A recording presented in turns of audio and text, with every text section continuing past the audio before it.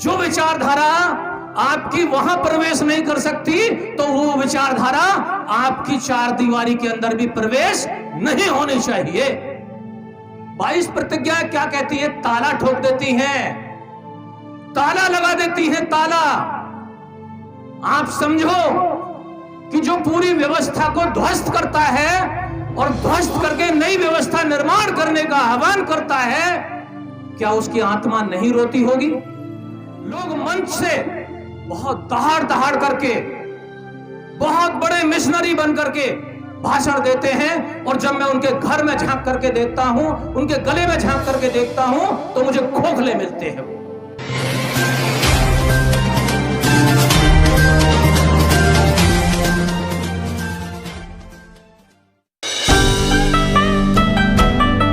ये एक वैचारिक युद्ध हमारे देश में चल रहा है। दो विचारधाराओं का ये युद्ध है। एक है समण संस्कृति और एक तरफ है ब्राह्मण संस्कृति। 18 मार्च 1956 परम पूज्य बाबा साहेब अंबेडकर की वेदना। बाबा साहेब अंबेडकर ने उच्च कोटि की शिक्षा हासिल करके इस देश में वैधानिक लोकतंत्र स्थापित किया। वैधानिक लोकतंत्र, लोकतंत्र पहले रहा होगा, मगर वैधानिक तौर पर अगर लोकतंत्र स्थापित हुआ तो भारत में संविधान लागू होने के बाद ही हुआ, और संविधान का निर्माण परम पूज्य बाबा साहेब अंबेडकर ने किया। और बाबा साहेब अंबेडकर इस आगरा की भूमि पर अपनी वेदना व्यक्त करते हैं कि मुझे पढ़े लिखे लोगों ने धोखा दिया। मैं इस कारवां को बड़ी मुश्किलों से, बड़ी मुसीबतों को झेल करके यहां तक लाया हूं। अगर आगे ना ले जा सको तो पीछे भी मत जाने देना। ये वेदना क्यों थी बाबा साहेब अंबेडकर की? क्योंकि एक समाज जो शैक्षणिक तौर पर, सामाजिक तौर पर, सांस्कृतिक तौर पर, आर्थिक तौर पर पिछड़ा हुआ है, खोखला है, वो मेरे इन गहन और उच्च विचारों को या मेरी सोच को ग्रहण करके मेरे आंदोलन को आगे ले जाएगा या नहीं ले जाएगा, ये मुझे चिंता है।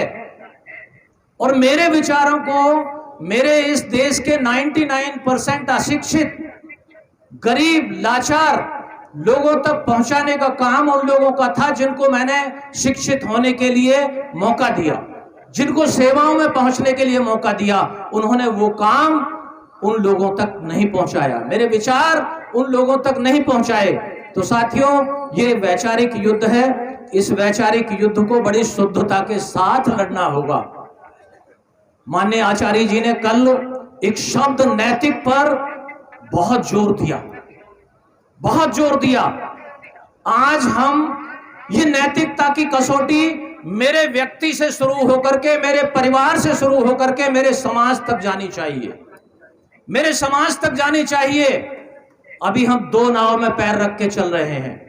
वैचारिक शुद्धता नाम की चीज हमारे अंदर नहीं है। वो वैचारिक शुद्धता का संकेत संत शिरोमणि रविदास जी महाराज देते हैं कि रैदास ब्राह्मण न पूजिए, जो होवे गुणहीन, पूजे ही पैर चंडाल के, जो होवे गुण ज्ञान प्रवीण। रविदास जात के कारणे होत न कोई नीच, नर को नीच कर डार है, ओछे कर्म की कीच। परम पूज्य बाबा साहेब अंबेडकर क्या संत शिरोमणि रविदास जी महाराज को नहीं मानते थे? सारे बहुजन महापुरुषों को लेकर के, चाहे महात्मा बुद्ध, सम्यक संबुद्ध से लेकर के और छत्रपति साहू जी महाराज तक, सभी महापुरुषों के आंदोलन को अगर समेकित करके, संगठित करके हमारे सामने रखने का काम किया तो सबसे पहले परम पूज्य बाबा साहेब अंबेडकर ने किया।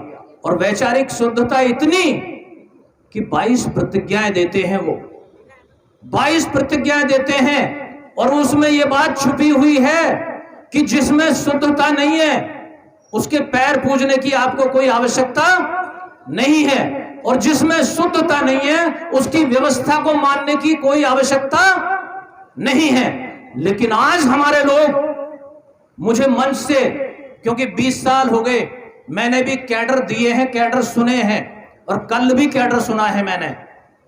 लेकिन अब बात इस बात पर ठहरती है कि हमें आत्मचिंतन करने की आवश्यकता है कि आंदोलन, कई लोगों ने चिंता व्यक्त की कि पीछे क्यों जा रहा है, क्यों जा रहा है। क्यों जाने का कारण है कि हमने अपनी वैचारिक शुद्धता सुनिश्चित नहीं की है, हमने पाले नहीं खींचे हैं। रविदास, कबीर, अंबेडकर, फुले, पेरियार, छत्रपति बाबा साहेब अंबेडकर, बुद्ध एक विचारधारा के चार दीवारी के अंदर प्रवेश नहीं कर सकते। समझ रहे हैं मेरी बात को? उस विचारधारा की चार दीवारी के अंदर प्रवेश नहीं कर सकते। लेकिन आपके यहां पर तो पूरा अतिक्रमण चल रहा है, पूरा अतिक्रमण चल रहा है। लोग मंच से बहुत दहाड़ दहाड़ करके, बहुत बड़े मिशनरी बन करके भाषण देते हैं, और जब मैं उनके घर में झांक करके देखता हूं, उनके गले में झांक करके देखता हूं, तो मुझे खोखले मिलते हैं वो। और वो खोखले लोगों ने बाबा साहेब अंबेडकर को फेल किया है। बाबा साहेब अंबेडकर का कारवां किसी भी कीमत पर पीछे नहीं जा सकता। अगर पीछे गया है तो खोखले लोगों के कारण गया है, उन्हीं खोखले लोगों के कारण गया है जो लोग अपने आप को मिशनरी होने की दुहाई देते हैं। मेरा विनम्र निवेदन है, करबद्ध निवेदन है, कसौटी पर कसो अपने आप को। शील 5 शील होते हैं। आखिरी शील सुरा मेरे मध्य पमादठाना वेरमणि सिक्खा पदम समाधियामी। जब तुम्हारा आखिरी शील ही भंग हो गया, तो चौथे 4 पीछे के 4 शील तो कभी टिकाऊ हो ही नहीं सकते, कभी टिकाऊ नहीं हो सकते। अभी मैं चाय पीने के लिए गया था, एक बंदा चाय की दुकान चलाने वाला जो चाय दारू नहीं पीता है, बड़ी वेदना के साथ, बड़े दुख के साथ कह रहा था कि मेरे मोहल्ले में 100% अगर 100 महिलाएं विधवाएं हैं तो 70 ऐसी विधवाएं हैं कि जिनके पति दारू पी पी करके मर गए। मेरे सम्मानित साथियों, मैं आप सब लोगों से निवेदन कर रहा हूं कि यह वैचारिक युद्ध है, इसको समझ जाइए, गहराई से समझ जाइए। करबद्ध निवेदन कर रहा हूं, शुद्धता लाइए। जो विचारधारा आपकी वहां प्रवेश नहीं कर सकती, तो वो विचारधारा आपकी 4 दीवारी के अंदर भी प्रवेश नहीं होनी चाहिए। 22 प्रतिज्ञाएं क्या कहती है? ताला ठोक देती हैं, ताला लगा देती हैं, ताला। आप समझो कि जो पूरी व्यवस्था को ध्वस्त करता है और ध्वस्त करके नई व्यवस्था निर्माण करने का आह्वान करता है, क्या उसकी आत्मा नहीं रोती होगी? बाबा साहब अंबेडकर अगर समझौता कर लेते हमारी तरह, रहबर मान्यवर काशीराम जी समझौता कर लेते हमारी तरह, तो साथियों कारवां कहां होता, कहां पहुंचे होते आज हम।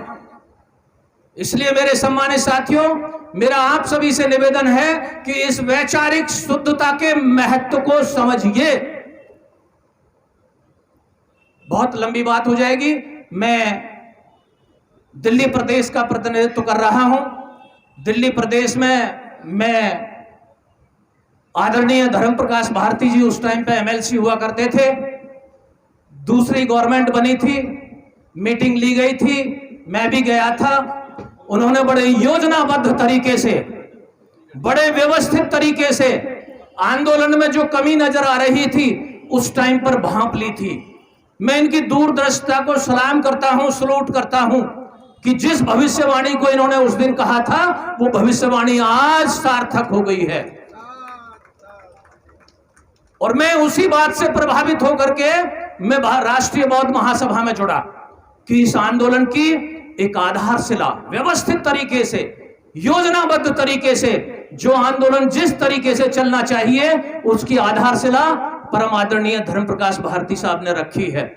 और मैं अभी हम लुम्बिनी में थे, उस टाइम पर भी मुझे ऐसा लगा कि जैसा कि विभिन्न प्रांतों के प्रतिनिधि वहां आए थे, और मुझे ऐसा लगा और आज भी ऐसा लगा है कि अगर हम इसी योजना के साथ और बिल्कुल दृढ़ निश्चय के साथ, दूरदृष्टि के साथ में अगर आगे बढ़ते रहेंगे तो आंदोलन को पुनः स्थापित कर लेंगे, बाबा साहेब अंबेडकर की पीड़ा का निवारण करने में सक्षम हो जाएंगे।